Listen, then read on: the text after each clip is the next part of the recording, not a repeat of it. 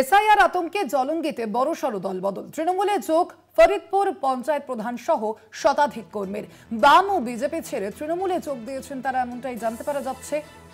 রাকিবুল প্রতিনিধি রয়েছেন ফোন লাইনে। রাকিবুল, ঠিক কি কারণ দেখাচ্ছেন তারা এই দল বদলের? দেখো, আগামীকাল ৪ঠা নভেম্বর থেকে গোটা রাজ্য জুড়ে শুরু হচ্ছে এসআইআর এর কাজ। আর এসআইআর এর কাজের আগেই কিন্তু সীমান্তবর্তী অর্থাৎ মুর্শিদাবাদের রানীনগর, জলঙ্গি এবং ডোমকল এই সীমান্তবর্তী এলাকার মানুষ কিন্তু যথেষ্ট আতঙ্কে রয়েছে।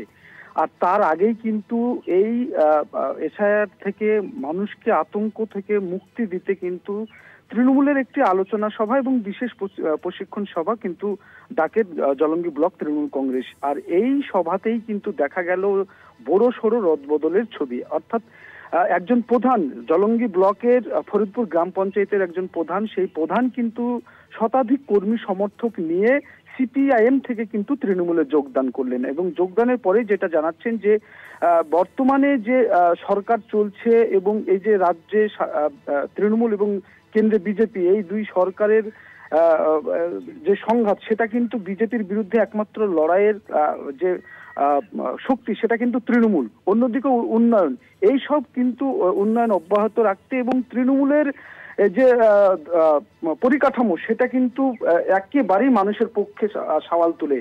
বাকিরা কিন্তু কোনো রকম এই মুহূর্তে কাজ করতে পারছেন না এবং কাজ করতে দিচ্ছেন না।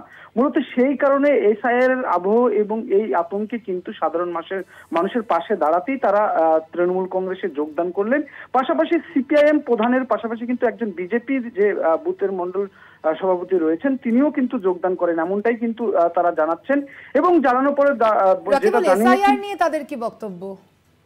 এসআইআর যে সাধারণ সীমান্তবর্তী এলাকার মানুষ যথেষ্ট আতঙ্কে রয়েছে এবং যে মানুষ তারা যেটা জানাচ্ছেন যে তৃণমূল একমাত্র তাদেরকে আশ্বস্ত করতে পারে, তৃণমূল তাদের হয়ে প্রতিবাদ করতে পারে এবং তৃণমূলই কিন্তু কেন্দ্র সরকারের বিরুদ্ধে যে বিজেপি যে চক্রান্ত করছে সেই চক্রান্তের বিরুদ্ধে লড়াইয়ে একমাত্র শক্তি তৃণমূল। মূলত সেই কারণেই তারা তৃণমূলের উন্নয়নও তারা সামিল হচ্ছে, এমনটাই কিন্তু যোগদানকারীরা জানান। ধন্যবাদ।